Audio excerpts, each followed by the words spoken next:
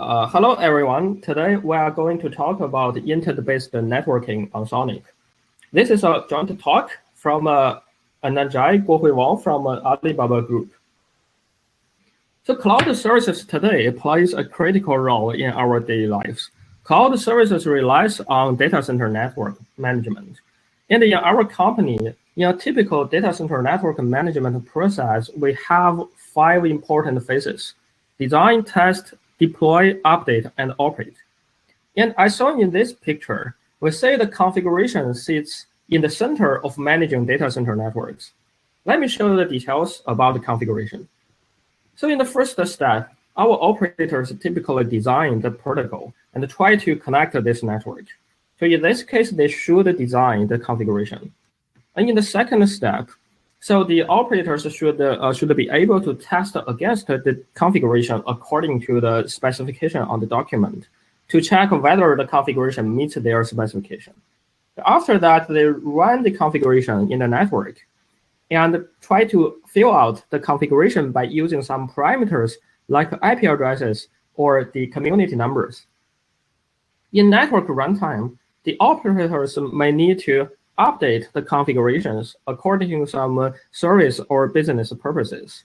So for example, they may change the BGP policies in the configuration files. And in the operate phase, the operators may check whether the running configurations have some problems or whether the current running configuration files meet the specification. And this is important for our daily data center network management. And in order to achieve this goal, so in our company, we propose this architecture. So we use controller agent architecture to do our job. In this architecture, we have two roles, controller and agent. So the controller here is mainly responsible for the workflow management, configuration management, and task scheduling. Typically, the operators write some command lines using the command semantics languages to distribute the commands to the underlying network. And the agent will distribute the commands to the concrete network devices. And this process is scalable, and we use this in multiple times in the past years. Unfortunately, there is a big challenge here. The challenge is from the vendor diversity. Because in our company, we have the switches from different vendors. And the vendor diversity becomes a big challenge here. The first challenge is under this CLI composition. CLI means the command line interface. Because the switches from different vendors, and the different vendors have very different command line syntax, grammar, and semantics. Our operators have to be familiar with all the command lines from different vendors, and they should be able to familiar with how to correctly use them to operate the network. And in the daily life, they need to manage the network using the quite different command lines. This is very tough for our operators. So the second challenge is the result has different formats, and our operators need to extract the useful information from our network and try to filter these different formats. And this is very tough for them because the configuration result format has a very different ambiguous the information, and it makes them chaos about that. For the last challenge, the different vendors provide double check messages in different way, and there are a lot of chaos messages in the process, and a lot of irrelevant commands might be inserted during this time. So the operators will be confused about them. So in summary, what I just talked about is the configuration-centric network. What we want is the intent-centric network management. We want to use the intent-centric network management instead of the original ones. So on the left hand, we can observe the operators have to understand all the low-level details in our network, and they try to understand every detailed and chaos information. But we don't want this. So in our new system, the intent-centric network management system, the operators can only need to express their intent and pass this intent to our intent system. And this intent hides all the details about the low-level things. which means the operators only need to express the high-level things to our network. And the intent systems can do all the other things. For example, the intent system can update the configurations according to their vendor-specific behaviors. And on the other hand, if we want to audit some information or extract the information from underlying network, we just need to express this intent to our system, and our systems can return the grid format information to the operators, and without understanding any details in the low-level configurations. So we call this system as the intent-based networking. In this system, the operators only need to program daily routings with the high-level APIs. So in order to address the first challenge, the under this CLI composition, we propose the domain-specific APIs for our operators. These APIs are uniformed, and they do not need to care about any details from vendor-specific things. In order to address the second challenge, so we propose the uniformed structured configuration, which is a unified vendor-independent network model. Using this network model, we can extract the information without any details. So in order to solve the last challenge, we implement the atomic APIs to envelop the double-check information or multiple confirmation things together. In this case, we do not need to worry about unrelated things during the double-check. So let me show the details.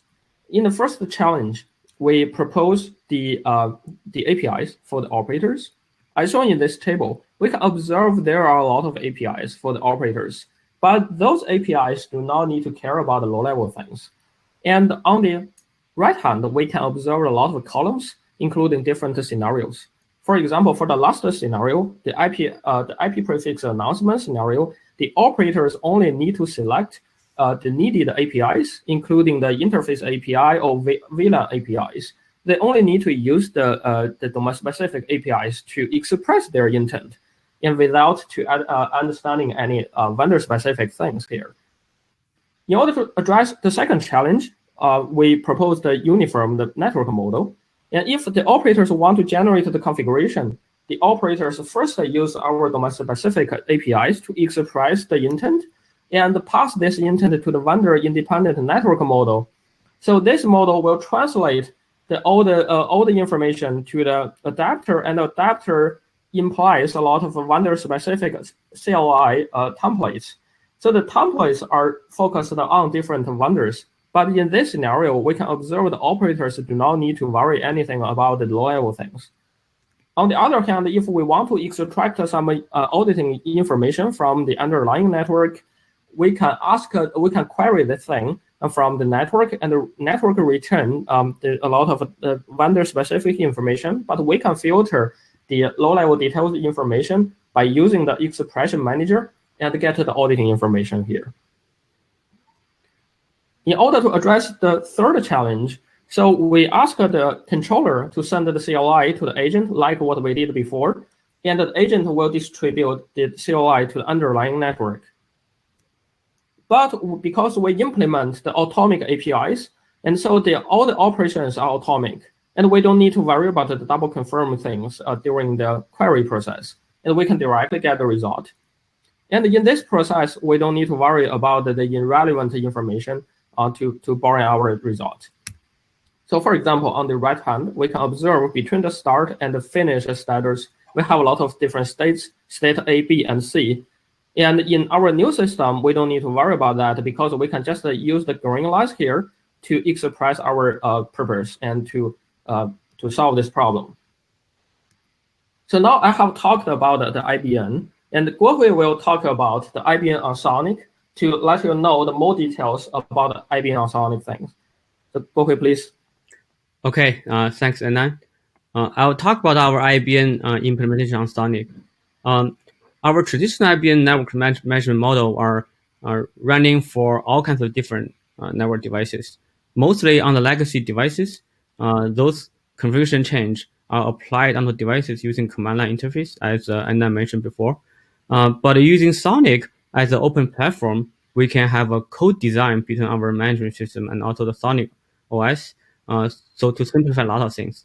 our configuration API between the SONiC and the network management system are going through a gRPC agent instead of going through the command line interface. So as we have shared before, we implement a GNMI model on the server on the SONiC to provide get, set, and delete APIs for a lot of the configuration changes. So on the network management system, the model adapter can be a gRPC agent, and we can also push our vendor-independent model all the way down to the SONiC to simplify the whole system design. Next, please. As we talk about the several challenges before, right? The challenge one, the endless command line composition, we using a northbound abstraction API on the controller side to provide the abstraction API for the operator. That's common for all the devices. But on SONiC, we can simplify a lot of things on the result parsing and also the API composition and also the controller API side. Without SONiC before, our interface between the controller and devices are going through the command line interface, where the granularity of the API between the switches and also the controller systems are not matched exactly for a lot of cases. So we have to implement different command line templates and also regular expressions to parse the data. But with SONiC, we can implement the structure API on the devices so that all this command line template and also regular expression can go away. And also on the SONiC, we can implement the atomic API that match our vendor-independent management model exactly, so that we can make the agent completely stateless to simplify the controller. Next, please. As we also shared before, our gRPC-based config API is based on a simplified version of the GNMI model, where all the configuration objects are organized in a multi-level tree structure. For example, our config object can have a VLAN port interface, ACL, the BDP instance, etc. We can have set, get, and delete APIs to operate on all those different objects. On the SONiC, we implement a abstraction layer to provide a virtual DB path so that we can operate on those data that hide the system details. We also provide the whitelist keys for the access control so that to avoid unnecessary state update on the devices to make the systems safe. Next, please. As also mentioned before, right? So on the legacy devices, a lot of the interfaces are going through the command line, where the command line interface API granularity actually often do not match our vendor-independent network model. So there are a lot of the adaptation happening in the middle, which makes the whole system quite complex.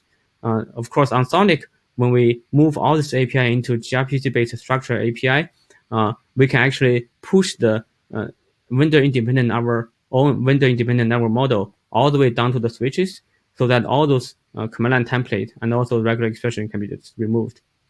Next.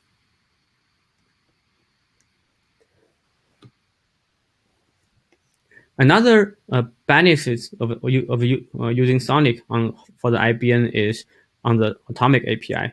On the legacy devices, we given that there is a API granularity on the controller side, often do not match on the device side.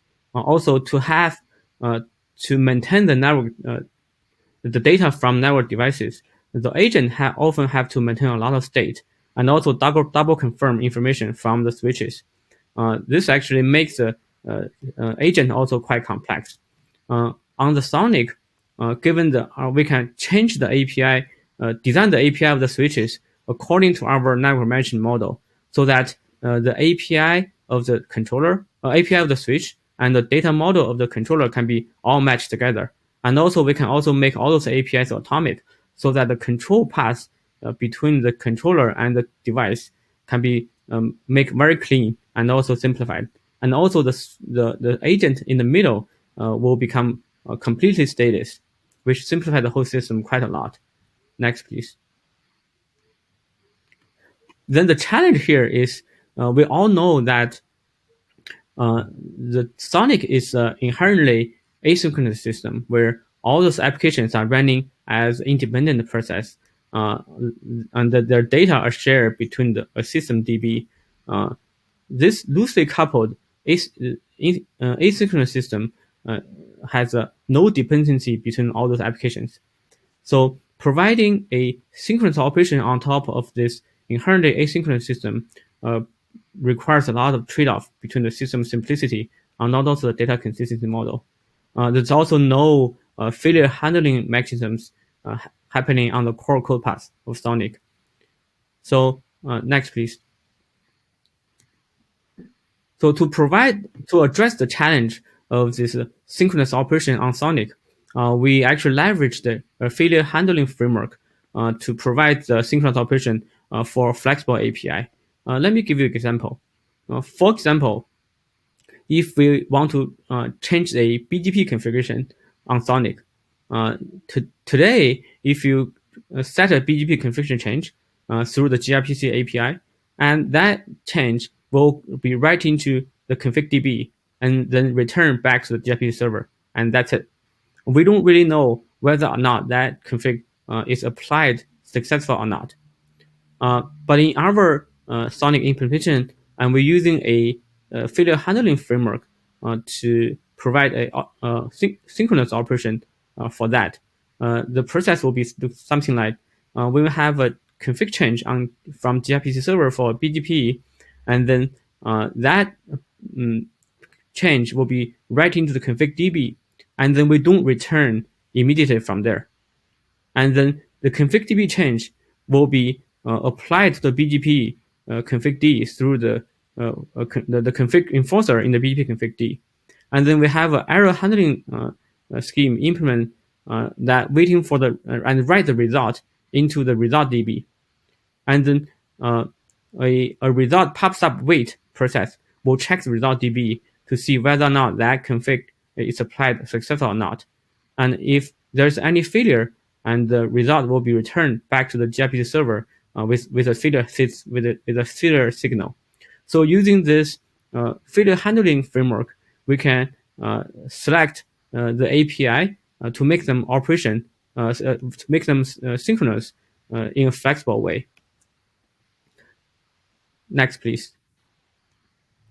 Okay. To summarize, so intent-based networking is a great way to decouple operation intention from configuration complexities. SONiC as an open platform gave us a way to build a coherent system for the intent-based network management. Also, but in the meantime, running IBM on SONiC also brings challenge to the SONiC config API design and also the fundamental data consistency model on SONiC. I think in the SONiC community, there are a lot of the work going on happening in terms of the configuration verification, also the error handling framework. I think those will be all interesting work that will be very useful to bridge this gap. There's a deep discussion I think is needed to talk about the SONiC API semantics and data consistency model, and also the failure handling mechanisms on SONiC in general. Next, please.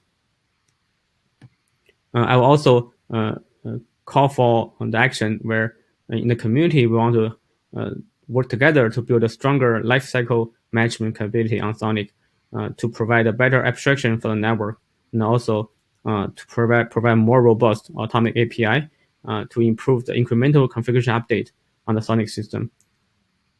That's all. Thank you very much.